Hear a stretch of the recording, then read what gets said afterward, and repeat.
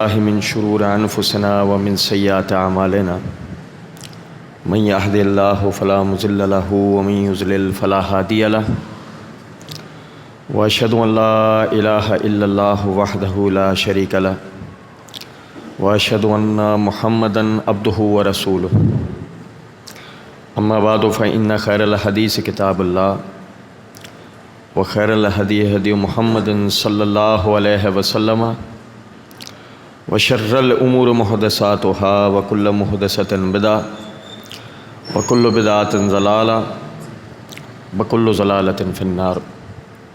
أعوذ بالله السميع العليم من الشيطان الرجيم من حمزه ونفخه ونفثه.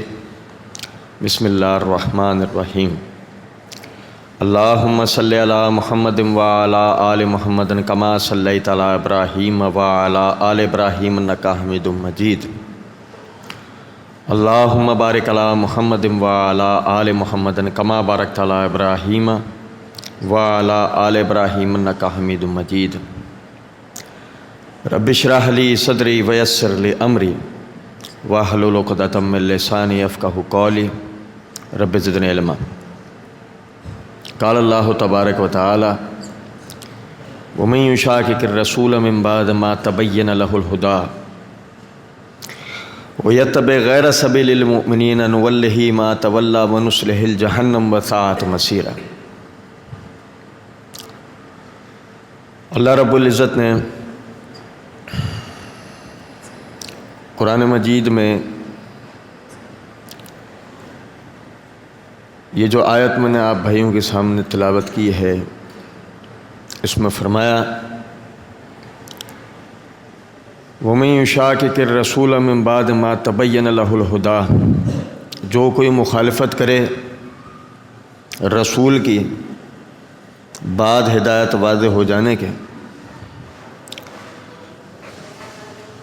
اور مومنین کے راستے سے ہٹ کر کسی اور راستے کی طرف چلے،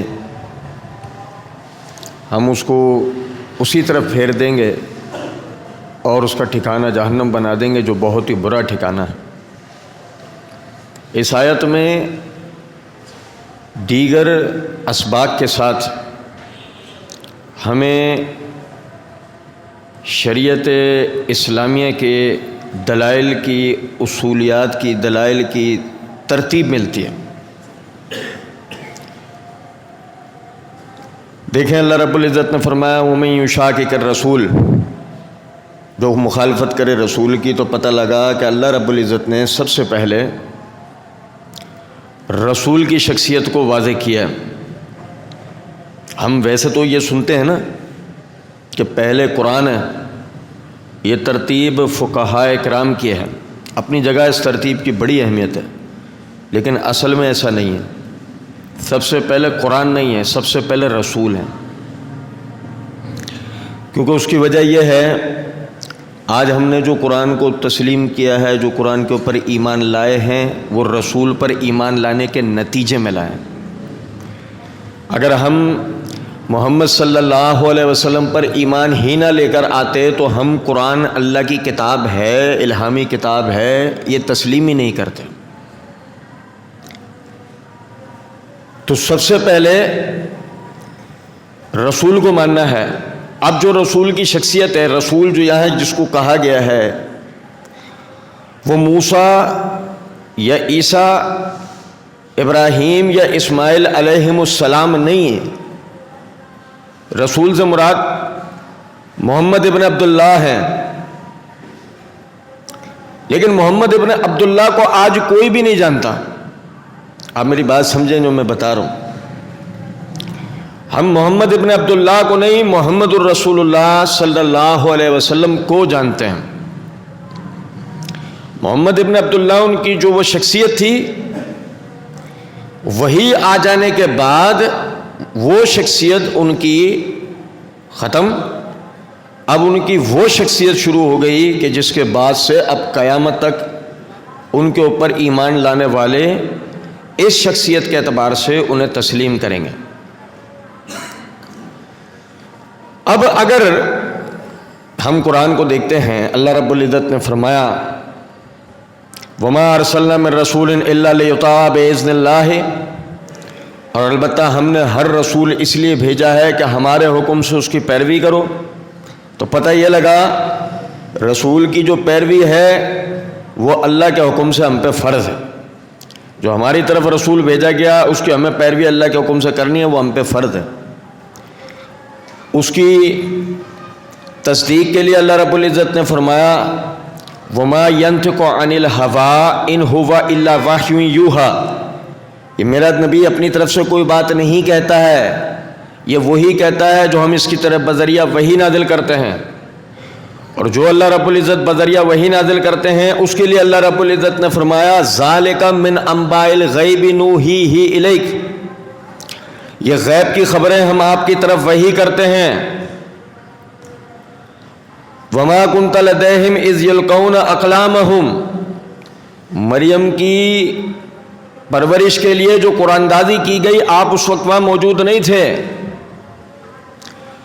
میرا اس بات سے بتانے کا مقصد کیا ہے، رسول اپنی طرف سے کوئی بات کرتے نہیں ہیں، رسول جو کرتے ہیں وہ اللہ کی وحی ہے، جو اللہ کی وحی ہے وہ غیبی امور سے متعلقہ بھی ہے، اس میں ماضی بھی بیان ہوا، اس میں حال بھی بیان ہوا ہے، اور اس میں مستقبل بھی بیان ہوا، مستقبل قریب بھی بیان ہوا ہے، مستقبل بعید بھی بیان ہوا ہے۔ اللہ رب العزت نے اپنے رسول کو جو خبر امت کے لیے ضروری تھی، نصیحت عبرت موعظت کا باعث تھی، آخرت کی تیاری کے حوالے سے تھی، اللہ رب العزت نے اپنے رسول کے اوپر نازل کیا۔ رسول صلی اللہ علیہ وسلم نے ہمیں بتایا، ہم نے سب سے پہلے رسول پہ ایمان لے کے آئے، جو اللہ کی طرف سے رسول پر اترا ظاہر رسول پہ ایمان لانے کے نتیجے میں اس پر بھی ایمان لے کے آئے۔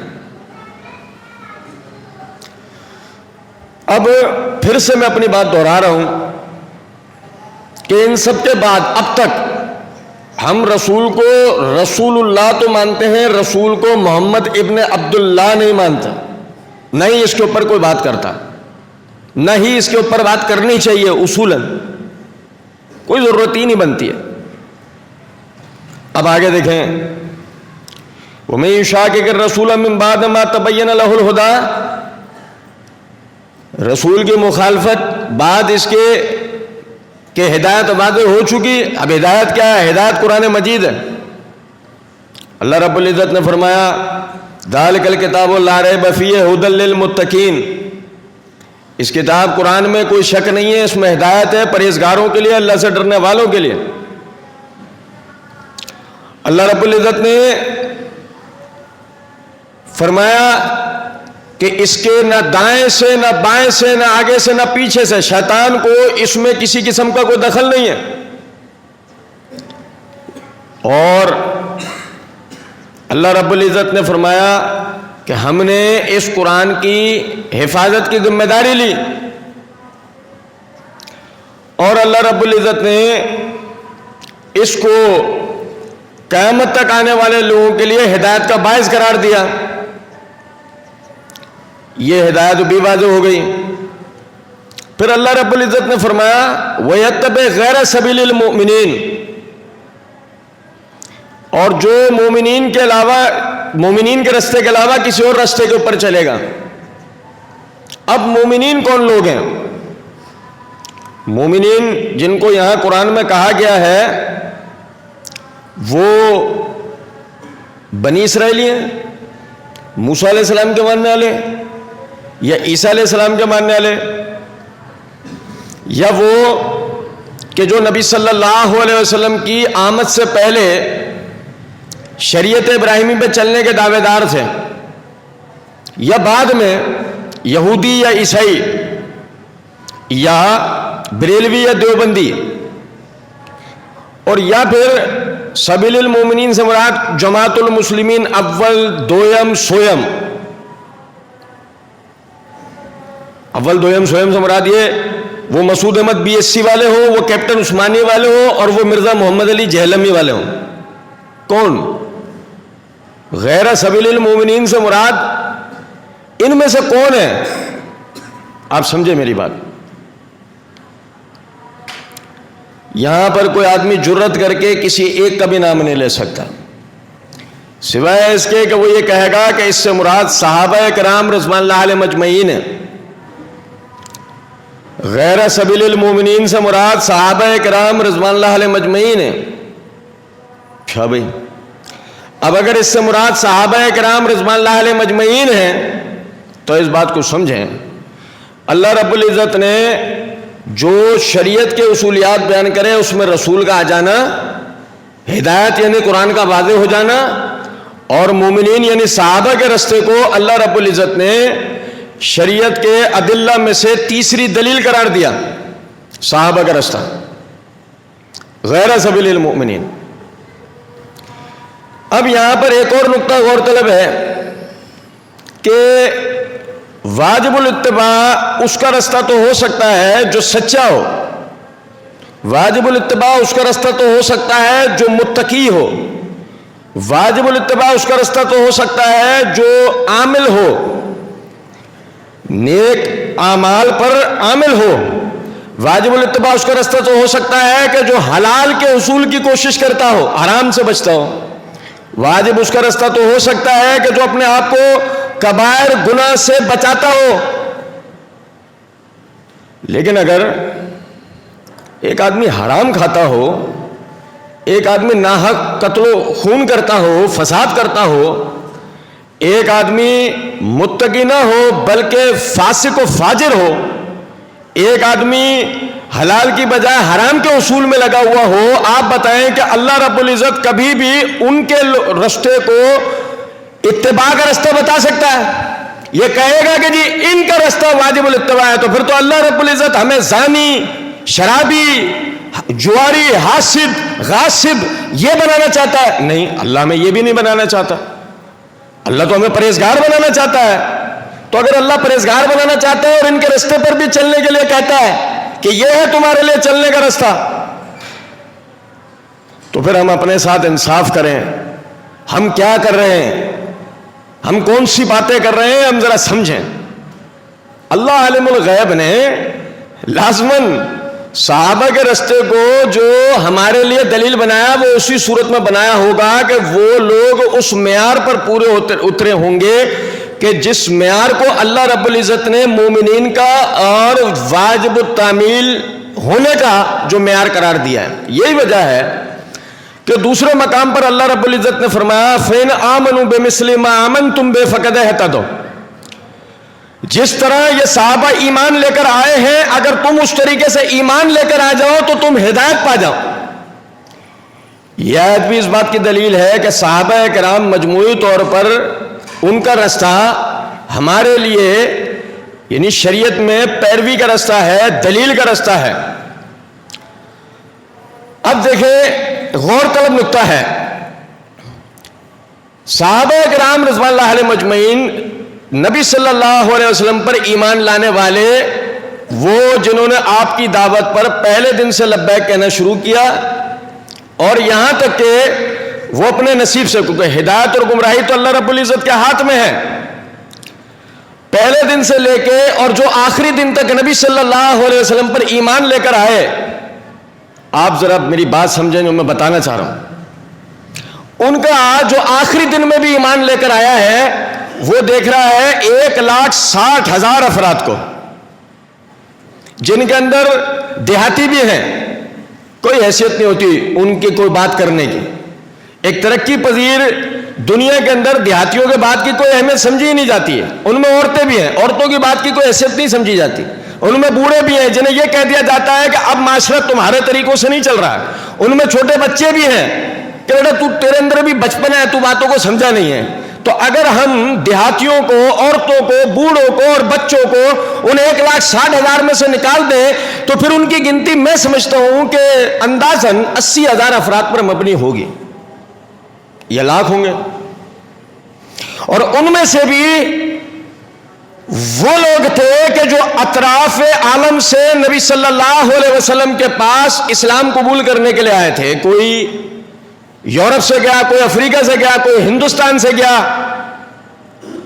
انہوں نے اسلام قبول کیا اور وہ اپنے اپنے قوموں کی طرف، قبیلوں کی طرف واپس لوٹ گئے. تو اس اعتبار سے اگر وہ 20-25-30 ہزار افراد بھی تھے تو انہیں بھی نکال دیا جائے تو میں یہ سمجھتا ہوں کہ یہ اندازاً 50,000 افراد ہوں گے. اتنے افراد تو آپ کے ڈی چوک کے دھرنے میں آ جاتے ہیں. لیکن ڈی چوک کے دھرنے پر جمع ہونے والے افراد کے عزائم و مقاصد سن کر آپ ایمان نہیں لے آتے. آپ یہ نہیں کہہ دیتے اور اتنے سارے افراد ایک جگہ اکٹھے ہوئے ہیں ضرور کوئی نہ کوئی بات ہوگی. نہیں، بلکہ آپ یہ کہتے ہیں بے وقوفوں کا ٹولہ ہے.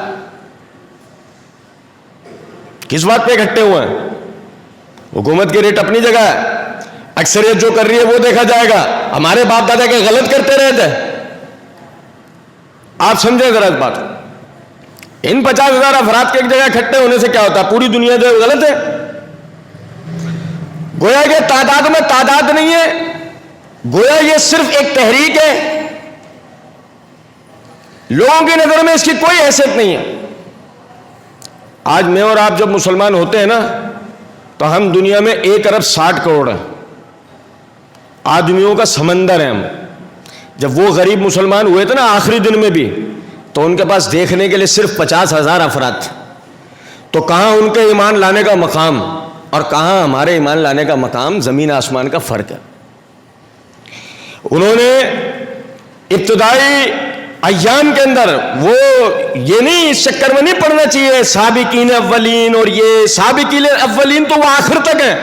ان کا آخری بندہ بھی جب ایمان قبول کر رہا ہے تو وہ بھی سابقین اولین میں سے. کیوں؟ اپنا موازنہ کر کے دیکھو اس سے. کہاں میں اور آپ کھڑے ہیں، کہاں وہ آخری دن ایمان لانے والا جس نے نبی صلی اللہ علیہ وسلم کو ایمان ہوش کی حالت کے اندر دیکھا ہے، کہاں اس کا ایمان، کہاں ہمارا ایمان. زمین اور آسمان کا فرق تو صرف باتوں سے ہی ہو جاتا ہے. وہ جو ابتدائی تحریک ہے، آج میں اور آپ کا تو مسئلہ یہ ہے 1,60,00,000 افراد ہیں پوری دنیا پہ، یقین کرنے کے لیے بہت ہوتے ہیں. دنیا کی دوسرے نمبر کی مذہبی آبادی ہے مسلمان. یقین کرنے کے لیے بہت ہوتا ہے کہ اسلام واقعی اللہ کا نازل کردہ دین ہوگا، لیکن جب وہ 40-50 ہزار افراد ہیں تو یقین کرنے کے لیے بڑی مشکل بات ہے کہ یہ واقعی کوئی اللہ کا نازل کردہ دین ہے یا کوئی ایسی اٹھائی ہوئی تحریک ہے.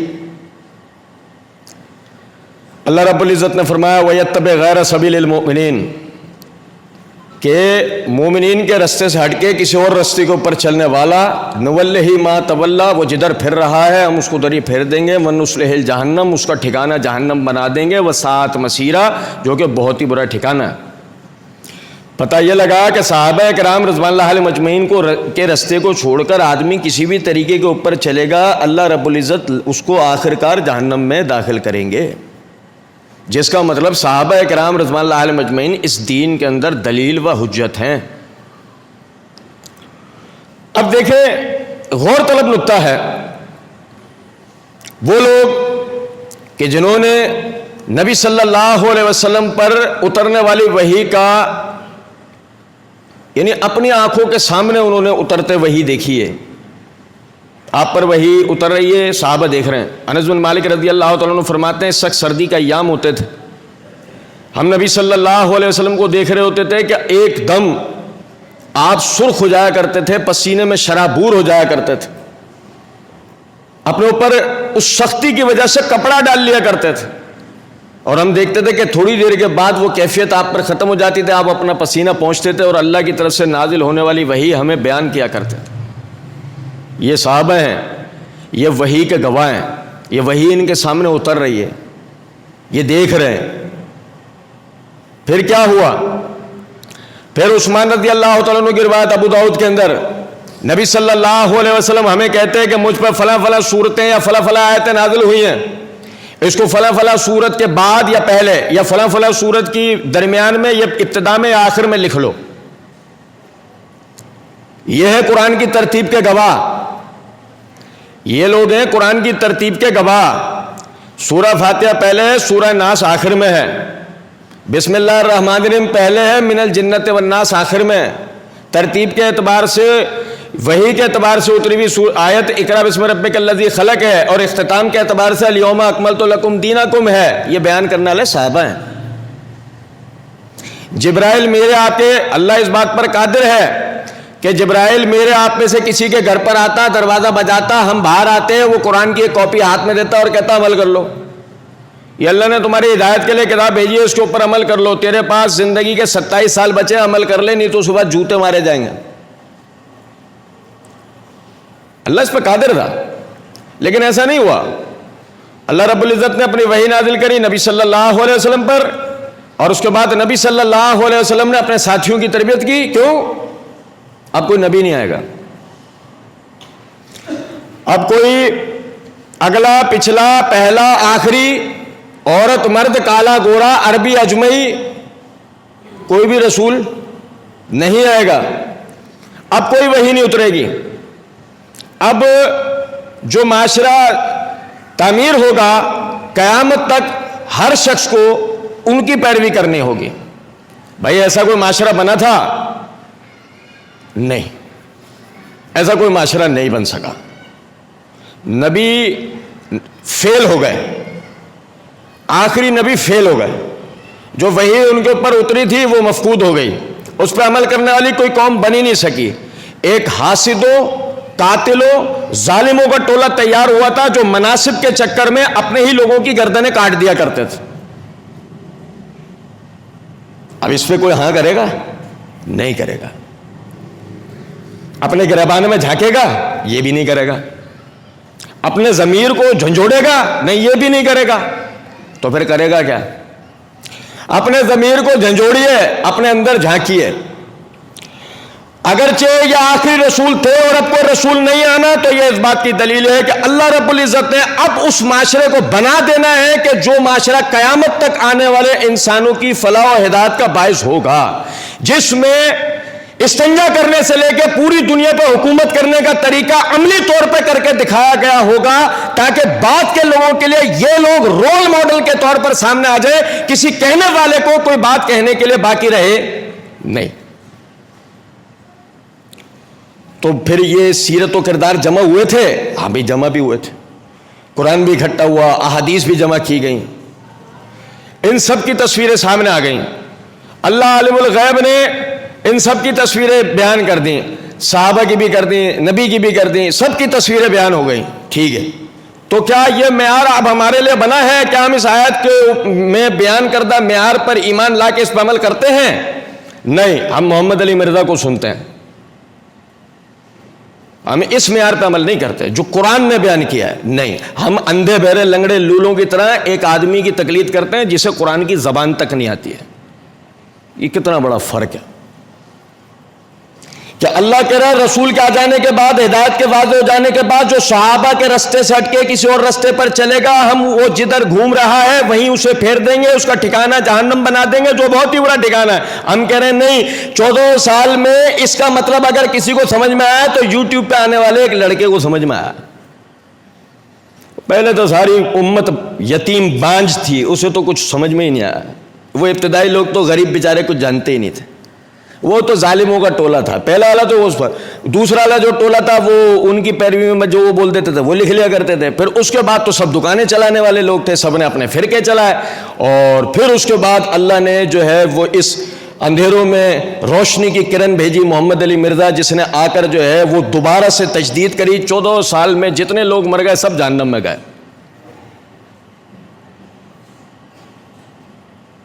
گو اگر ایسا نہیں ہوا تو سمجھیں اس امت کے پہلے جنتی تھے صحابہ کرام رضوان اللہ علیہم اجمعین، بغیر کسی طبقاتی تقسیم کے، بغیر کوئی عمل کے وزن کے، صرف ان کی نبی صلی اللہ علیہ وسلم کی صحبت انہیں جنت میں لے کے جانے کا باعث تھی۔ صرف صحبت، عمل تو دور کی بات ہے، صرف صحبت۔ وقت کی قلت ہے ورنہ دلائل آپ کو بیان کرتا۔ صرف ایک چھوٹی سی بات بتا رہا ہوں، آپ اس کو سمجھیں۔ وہ لوگ کہ جنہوں نے نبی صلی اللہ علیہ وسلم کے ساتھ غزوہ حنین لڑا، غزوہ حنین، جنہوں نے نبی صلی اللہ علیہ وسلم کے ساتھ غزوہ تبوک لڑا، آپ سمجھے میں کیا بتا رہا ہوں؟ میں یہ وہ جنگیں نہیں بتا رہا ہوں بدر اور احد، ابتدائی جنگیں نہیں بتا رہا ہوں، میں وہ جنگیں بتا رہا ہوں جو فتح مکہ کے بھی بات کی ہیں۔ یہ سمجھے ذرا بات۔ وہ لوگ کہ جنہوں نے نبی صلی اللہ علیہ وسلم کے ساتھ یہ جنگیں لڑیں، اس میں زخمی ہوئے، اس میں شہید ہوئے، اس میں اپنا مال لگایا، اپنا وقت لگایا، اس میں اپنے بچے لڑائے انہوں نے، کس کے لیے؟ وہی 50,000 افراد کی تحریک کے لیے، ان کے لیے نہیں، اسلام کے احیاء کے لیے، اسلام کی بقا کے لیے، اسلام کی ترویج و ترقی کے لیے، اس کے علاوہ کوئی جواب ہو نہیں سکتا سوائے اس کے کہ آدمی میں سے حیا مر جائے، اس کے علاوہ کوئی جواب ہو نہیں سکتا۔ یہ آج جو ہم بیٹھ کے روٹیاں کھا رہے ہیں نا اسلام کی، یہ محنتیں ان لوگوں کی ہیں۔ یہ جو آج ہمیں اللہ کے دین کے نام پر ایک سوئی بھی نہ چپ پائی، یہ ان کی محنتیں، انہوں نے اپنا خون دے کر ہمیں محفوظ کیا، انہوں نے اپنی جانیں دے کے ہمیں محفوظ کیا۔ ہم نے کیا کرا؟ ہم نے تو کچھ بھی نہیں کیا، ہم تو بیٹھ کے ان کے اوپر بھونک رہے ہیں بس، اور اس کی روٹیاں کھا رہے ہیں۔ یہ فرق ہے بس، اپنی مشہوری کے لیے اس امت کے مقدس ترین لوگوں کے اوپر کیچڑ اچھال رہے ہیں، اور آسمان پہ تھوکا اپنے ہی منہ پر آتا ہے، آسمان کی طرف نہیں جاتا، یہ بات یاد رکھیے گا۔ اللہ رب العزت نے صحابہ کرام رضوان اللہ علیہم اجمعین کو معیار قرار دیا اپنے عالم الغیب ہونے پر، نہ کہ بدا ہو جانے کے اوپر۔ اب بتائیں، یار لوگوں نے ایک عقیدہ بنایا کہ اللہ جو ہے اس کو واقعہ وقوع پذیر ہونے سے پتہ لگتا ہے، پہلے سے نہیں پتہ ہوتا۔ تو یار لوگوں نے یہ عقیدہ بنایا ہی کیوں؟ اس سے جان چھڑانے کے لیے کہ اللہ عالم الغیب قدیم سے قدیم سے جانتا تھا کہ صحابہ کرام کیا کریں گے، کون سا شخص کیا کرے گا، اللہ پہلے سے جانتا تھا۔ اس کے بعد اس نے صحابہ کو یہ مقام و مرتبہ عطا کیا ہے۔ وہ اپنے علم غیب سے جانتا تھا، واقعہ وقوع پذیر ہونے سے بعد اس کو علم نہیں ہوگا، وہ پہلے سے جانتا تھا۔ اب اس سے جان چھڑانے کے لیے انہوں نے یہ نظریہ اور عقیدہ بنایا کہ نہیں، جب واقعے کا وقوع ہو جاتا ہے تو وقوع کے بعد اللہ کو پتہ لگتا ہے کہ یہ ہوا ہے۔ یہی وجہ ہے کہ جب تک صحابہ اچھے تھے تو اللہ رب العزت نے السابقون الاولون من المہاجرین والانصار والذین اتبعوہم بإحسان والی آیت اتاری، لیکن جب وہ پھر گئے تو فرمایا ان الذین کفروا سواء علیہم انذرتہم لم تنذرہم لا یؤمنون۔ کچھ سمجھ میں آ رہی ہے بات یا نہیں؟ اب یا تو ہم بھی ایسے ہی کر لیں، اگر اللہ عالم الغیب اپنے علم سے جانتا تھا جب ان حضرات کو یہ مقام و مرتبہ عطا کیا تب تو ٹھیک ہے، نہیں تو پھر آپ بھی وہی عقیدہ بنا لیں کہ اللہ کو نعوذ باللہ بدا ہو جاتا ہے، اس سے بھول ہو جاتی ہے، چوک ہو جاتی ہے، اس کو پتہ نہیں ہوتا واقعے کا پہلے سے، جب وقوع ہو جاتا ہے پھر اس کے بعد پتہ لگتا ہے اصل بات یہ تھی۔ اب وہ دوسری بات اتارتا ہے، یا تو آپ بھی یہ عقیدہ رکھ لیں۔ یار لوگوں کو یہ عقیدہ رکھنا پڑا قرآن جو نبی صلی اللہ علیہ وسلم پر نازل ہوا تھا وہ اب مفقود ہو چکا ہے، یہ جو اب ہمارے ہاتھ میں ہے یہی تو صحیفہ عثمانی ہے۔ کیوں؟ اس کی وجہ ہے یہ قرآن اور احادیث کو جمع کرنے والے صحابہ تھے۔ صحابہ، سوال تو خود بخود اٹھے گا نا، اگر وہ ظالم فاسق فاجر قسم کے لوگ تھے تو یہ جو آج قرآن اور حدیث ہمارے پاس ہے کیا دلیل ہے یہ محفوظ ترین ہاتھوں سے آیا؟ تو انہیں خود بخود یہ عقیدہ بنانا پڑا کہ نہیں وہ بس وہ کتاب مفقود ہو گئی۔ اب یہ تو آپ بھی عقیدہ بنا لیں گے تو ٹھیک ہے، اور اگر آپ یہ عقیدہ نہیں بناتے، آپ کہتے ہیں قرآن اور احادیث محفوظ ذرائع سے ہم تک آئی ہے، تو پھر آپ کو صحابہ کی شخصیت کو تسلیم کرنا پڑے گا۔ اور اس کے بعد پھر ساری چیزیں ہیں، نماز ہے، روزہ ہے، زکوٰۃ ہے، حج ہے، پھر ساری چیزیں اس کے بعد۔ آج آپ کی نماز، روزہ، حج، زکوٰۃ، جو بھی عمل آج آپ کا درست ہے، وہ آپ کا بچپن سے بیان ہونے والا عقیدہ، ہمارے دین میں تو زیر زبر کا بھی فرق نہیں ہوا۔ آج اگر آپ اس دعوے میں سچے ہیں تو اس کے پیچھے صحابہ ہیں، یہ ان کی محنت ہے، نہیں تو ان کی شخصیات کا انکار کرو، اس کے بعد آپ یہ دعویٰ زندگی میں کبھی بھی نہیں کر سکتے، کیونکہ آپ نے تھوڑی جمع کیا ہے قرآن اور حدیث کو، آپ کے سامنے تھوڑی اترا تھا، اور آپ تو ٹھہرے نیک، آپ تو ٹھہرے ایماندار، آپ تو ٹھہرے پاک باز، وہ تو غاصب قسم کے لوگ تھے، ظالم قسم کے لوگ تھے۔ آپ تو کوئی ایمانداری والا کام کر سکتے ہیں، لیکن مجھ جیسے کو یقین نہیں آئے گا کہ کوئی ظالم بھی ایمانداری والا کام کر سکتا ہے، مجھے تو یقین نہیں آئے گا، مجھے یقین دلانا بھی بڑا مشکل ہے۔ تو المختصر یہ، اپنے آپ کو اس گمراہی سے بچائیں، قرآن کے اوپر عمل کریں۔ اللہ رب العزت نے فرمایا وَمَن يُشَاقِقِ الرَّسُولَ مِن بَعْدِ مَا تَبَيَّنَ لَهُ الْهُدَىٰ وَيَتَّبِعْ غَيْرَ سَبِيلِ الْمُؤْمِنِينَ نُوَلِّهِ مَا تَوَلَّىٰ وَنُصْلِهِ جَهَنَّمَ وَسَاءَتْ مَصِيرًا۔ رسول کے آ جانے کے بعد اور ہدایت کے واضح ہو جانے کے بعد جو کوئی بھی مومنین یعنی صحابہ کے رستے سے ہٹ کے کسی اور رستے پر چلنے کی کوشش کرے گا، ہم اس کو اسی طرف پھیر دیں گے اور اس کا ٹھکانہ جہنم بنا دیں گے، جو بہت ہی برا ٹھکانہ ہے۔ اللہ رب العزت آپ کو اور مجھے سمجھنے اور عمل کرنے کی توفیق دے۔ وما علینا الا البلاغ۔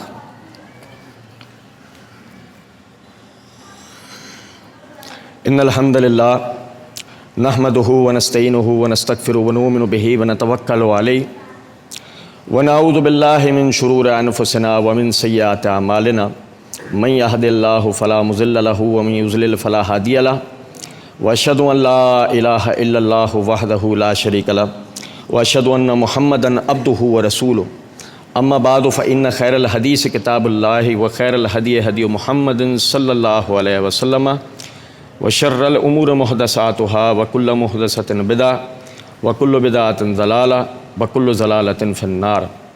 اعوذ باللہ السمیع العلیم من الشیطان الرجیم من حمزہ ونفخہ ونفثہ، بسم اللہ الرحمن الرحیم۔ اللہم صلی علی محمد وعلی آل محمد کما صلیت علی ابراہیم وعلی آل ابراہیم انک حمید مجید۔ اللہم بارک علی محمد وعلی آل محمد کما بارکت علی ابراہیم وعلی آل ابراہیم انک حمید مجید۔ آپ بھائی دو گزارشات آپ بھائیوں سے ہیں۔ پہلی تو یہ، بیماروں کے لیے دعا کریں، اللہ رب العزت جتنے بھی بیمار پریشان حال ہیں اللہ رب العزت سب کی بیماریوں تکلیفوں کو دور کر دے، پریشان حالوں کی پریشانیوں کو اللہ رب العزت دور فرمائے۔ ہمارے جو مسلمان بھائی انتقال کر چکے ہیں اللہ رب العزت ان کی مغفرت فرمائے۔ نبی صلی اللہ علیہ وسلم نے فرمایا جو کوئی شخص اپنے مسلمان بھائی کے پیٹھ پیچھے اس کے لیے دعا کرتا ہے اللہ رب العزت اس کے اوپر ایک فرشتے کو مقرر کر دیتا ہے، جو وہ اپنے بھائی کے لیے دعا کرتا ہے فرشتہ وہ اس کے لیے بھی مانگ رہا ہوتا ہے۔ جتنا ہم اپنے بھائیوں کے لیے خیر خواہی چاہیں گے اتنا ہی اللہ رب العزت بھی ہمارے ساتھ خیر والا معاملہ کرے گا۔ اس لیے ہر فرض نماز کے بعد جو ہے بیماروں پریشان حالوں کے لیے دعا کیا کریں۔ دوسرا یہ کہ اس بات کو سمجھیں، آپ بھائی بعض تعارف رکھتے ہیں بعض تعارف نہیں رکھتے۔ ہم نے اللہ رب العزت کے فضل و کرم سے جس طریقے سے آج سے 1 صدی پہلے مرزا قادیانی کے فتنے کے خلاف کام کیا تھا اور اجتماعی اعتبار سے کام کیا تھا، اللہ رب العزت نے اس فتنے کو بہت حد تک اس کے سامنے بند باندھ دیا، اور ہم نے جو ہے آج جو اس کی بچی کچھ ضروریت ہے اس کو اپنے چند لوگوں کے لیے چھوڑ رکھا ہے بطور عبرت بطور نصیحت۔ بالکل اسی طریقے سے مرزا جہلمی جو ہے اس کے فتنے کے لیے جو ہے باقاعدہ سد باب کا طریقہ یہی ہے کہ اجتماعی اعتبار سے اس حوالے سے کام کیا جائے۔ آپ میں سے وہ تمام بھائی جو ناموس صحابہ کے حوالے سے کام کرنا چاہتے ہیں وہ اچھی طریقے سے اس بات سے واقف ہیں کہ محمدی لائبریری کے نام سے لائبریری کا یوٹیوب چینل ہے اور فیس بک پیج ہے، اس کے اوپر وقتاً فوقتاً اس کے اٹھائے ہوئے جو اعتراضات ہیں اس کے جوابات جو ہے اللہ کی توفیق سے وہ دیے جاتے ہیں۔ اگر آپ انہیں سننے کے بعد سمجھتے ہیں کہ وہ کہ لوگوں کی تربیت اور ہدایت کا باعث ہیں اور اس سے اس فتنے کی سرکوبی ہو سکتی ہے تو آپ زیادہ سے زیادہ لوگوں کو ان ویڈیوز کو شیئر کیا کریں۔ اور اگر مثال کے طور پہ آپ سمجھتے ہیں کہ نہیں ان ویڈیوز کے اندر وہ جاذب نظری نہیں ہے تو شیخ ابو یحییٰ نور پوری ہیں، شیخ عتیق الرحمن علوی ہیں، ڈاکٹر حافظ زبیر صاحب ہیں، یہ علمی اور سنجیدہ پیمانے کے اوپر جہلمی کے اعتراضات کے جو ہے وہ جوابات دے رہے ہیں۔ آپ ان ویڈیوز کو سنیں اور ان حضرات علماء کرام کی ویڈیوز کو آگے شیئر کریں۔ دیکھیں میرے بھائی اس بات کو یاد رکھیے گا، اگر آپ یہ سمجھتے ہیں کہ یہ کوئی اتنا بڑا مسئلہ نہیں ہے تو آپ کو تاریخ کا مطالعہ کرنا چاہیے۔ ایک وقت ایسا تھا کہ عراق جو ہے وہ کتاب و سنت کا مرکز ہوتا تھا، آج وہی عراق شیعت کا گڑھ ہے۔ ایک وقت تھا کہ صحابہ کرام کے ابتدائی زمانے کے اندر کوفہ کتاب و سنت کا مرکز ہوا کرتا تھا، بعد میں اسی میں نواسہ رسول کو شہید کیا گیا ہے۔ ایک وقت تھا کہ عرب کے رستے سے ملتان تک محمد بن قاسم رحمۃ اللہ علیہ نے کتاب و سنت کا دین لا کر پیش کیا، اور آج وہی ملتان ہے سب سے زیادہ قبر پرستی وہاں ہوتی ہے۔ یہ بات یاد رکھیں کہ اگر آج آپ کو جس فتنے سے باخبر کیا جا رہا ہے اور آپ اس میں اپنا کردار ادا نہیں کرنا چاہ رہے تو کل کو آپ کے اپنے گھروں سے رافضی پیدا ہوں گے، وہ حضرات پیدا ہوں گے کہ جن کے نظریات اور جن کے طریقے دیکھ کر سوائے کڑنے اور خون جلانے کے آپ کے پاس اور کچھ بھی نہیں ہوگا۔ اس لیے بہتر یہ ہے کہ آج سے اس فتنے کے حوالے سے اپنا اپنا کردار ادا کریں۔ جو بھائی جس طریقے سے بھی اس حوالے سے اپنا کردار ادا کر سکتا ہے ضرور اس میں جو ہے وہ کوشش کرے۔ یاد رکھیں اس بات کو کہ صحیح مسلم کے اندر نبی صلی اللہ علیہ وسلم کی حدیث ہے، جب تم اسلام کے خلاف کسی کام کو ہوتا دیکھو تو سب سے پہلے اسے ہتھیار سے روکو، اور اگر تم یہ سمجھتے ہو کہ تمہارے اندر اس کی طاقت نہیں ہے تو اس کو زبان سے روکو۔ اور اگر تم زبان سے بھی روکنے کی اپنے اندر طاقت نہیں رکھتے تو اس کو دل میں برا جانو. تو یہ بات سمجھیں کہ اگر ہماری ایمانی کیفیت اتنی بھی ابھی نہیں ہوئی ہے تو یعنی کہ دل میں بھی ہمیں برا لگنے لگا ہے تو ہمیں اپنے ایمان کی فکر کرنی چاہیے. اللہ رب العزت سمجھنے اور عمل کرنے کی توفیق دے. وما علینا الا البلاغ.